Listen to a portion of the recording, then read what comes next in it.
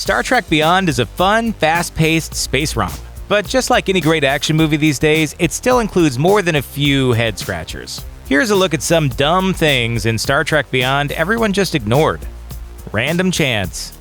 Creepy bad guy Krall is looking for an alien artifact that was chucked into space hundreds of years ago. So how convenient is it that Kurt happens to randomly end up with it after a totally unrelated diplomatic mission? It's also handy for Krall that Kirk kept it on board his ship instead of sending it somewhere safe. Log that and put it in the vault, Spock, thank you. Oh, and the fact that he brings it to the closest possible outpost to Krall's base is a pretty lucky break as well. You know, considering the endless vastness of space and all. Dangling plot thread. When everyone takes the escape pods and heads for Krall's planet, Scotty drops out late and navigates his pod down to the surface. When he gets there, he realizes he's landed it on the edge of a very big cliff and finds himself in a classic Fast and Furious style action scene where he has to run up the falling pod and grab hold of a tiny ledge hanging off the cliff. Then we cut away, and the next time we see Scotty, he's safely wandering around the planet at the bottom of the cliff. So how did he get off the cliff? Scotty is known for his big brain, but not for his epic mountain climbing skills. Unless he jury-rigged a jetpack, we'd expect the scene to end with him just falling to his death. Those darn drones. So Krall's whole thing to get this artifact is to create a deadly bioweapon. But since Krall already has a seemingly unstoppable drone army capable of taking out Starfleet's most advanced ships, why not just attack with that? Style points? Plus, we find out those drones are based on some ancient mining tech left on the planet. So how did Krall turn a bunch of mining robots into the universe's most dangerous fleet? Does that mean some jerky supervillain will just be able to weaponize all the drones we have flying around here on Earth? This amazing innovation then lowers itself slowly to the ground, drops off the package, and flies straight back up to altitude. Did we just figure out the real reason that Amazon's Jeff Bezos made a cameo in the movie? Cheers. Total re-Krall. Jayla has conveniently been living in the USS Franklin for years, and has used a fancy bit of cloaking tech to keep the ship hidden from Krall and his minions. But once Krall is revealed to be the long-lost captain of the Franklin, it begs the question, how did he not already know where his ship landed? Space amnesia? A long night of drinking space beers? Yeah, it's probably the space beers. That's usually it. Beastie Bikes. Let's make some noise. Okay, so no one's going to dispute that this was probably one of the most fun scenes in the movie. And yes, we love the Beastie Boys too. But even though it's been a running gag since 2009's Star Trek reboot, the fact that the Beastie Boys are still supposedly relevant 3 centuries from now is actually pretty silly. Don't agree? Here's a quick quiz. Name a pop star from the 1760s. While you're Googling that, we also have to ask about the motorcycle that plays a pivotal role in the finale.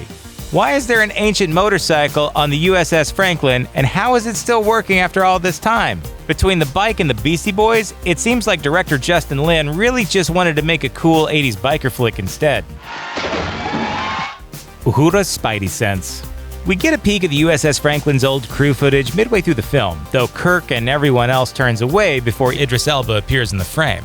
But Uhura circles back to the footage late in the film, gets a look at the long-lost captain, and immediately deduces that the captain is actually Krall.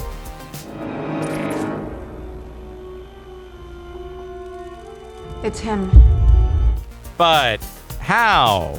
He doesn't look anything like that anymore. Does she have facial recognition software along with a GPS tracker and that necklace Spock gave her? Lieutenant Uhura wears a Vokaya amulet, which I presented to her as a token of my affection and respect. You gave your girlfriend radioactive jewelry. The emission is harmless, Doctor, but its unique signature makes it very easy to identify. You gave your girlfriend a tracking device. That was not my intention. Or maybe all that Vulcan radiation gave her superpowers that let her see through Hollywood prosthetics. Terrible security. When Krall makes his move and attacks Yorktown, pretty much the only people around to help stop the baddie from unleashing his virus are Kirk and the members of his team, along with, of course, Greg Grunberg. But this is supposed to be a fully manned, top-of-the-line space station.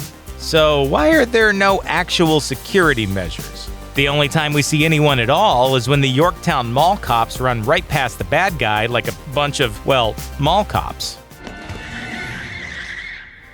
Good job! The big questions. A big chunk of Krall's plan is built on the fact that he's able to hack into Starfleet and figure out where the artifact is to stage his attack on the Enterprise. So if he can contact Starfleet, why didn't he ever just, call them for help? Isn't he like a few hundred years old? How does he even know how to pull any of this off?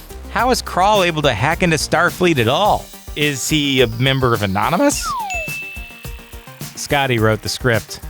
Now, it's important when considering some of the goofier aspects of Star Trek Beyond to remember that Simon Pegg co-wrote the script. That's probably why Scotty can suddenly scale sheer cliffs, finds a hot space elf girlfriend right out of The Hobbit, and then somehow manages to get the USS Franklin running again in a matter of hours, more than a century after it crashed face first into a planet. Knowing that Scotty is basically a walking deus ex machina also explains how he was able to teleport 20 people at a time during the film's epic escape sequence. Just a few minutes earlier, he didn't trust it enough to beam out 2 people at a time, which is why Bones nearly got nabbed by Krall's thugs. At least I won't die alone.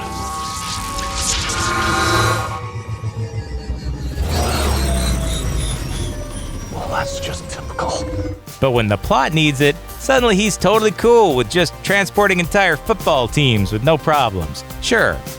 How many people can the Franklin transport at a time? With a wee bit of modification, 20 max, but I'm not sure how long it would hold out.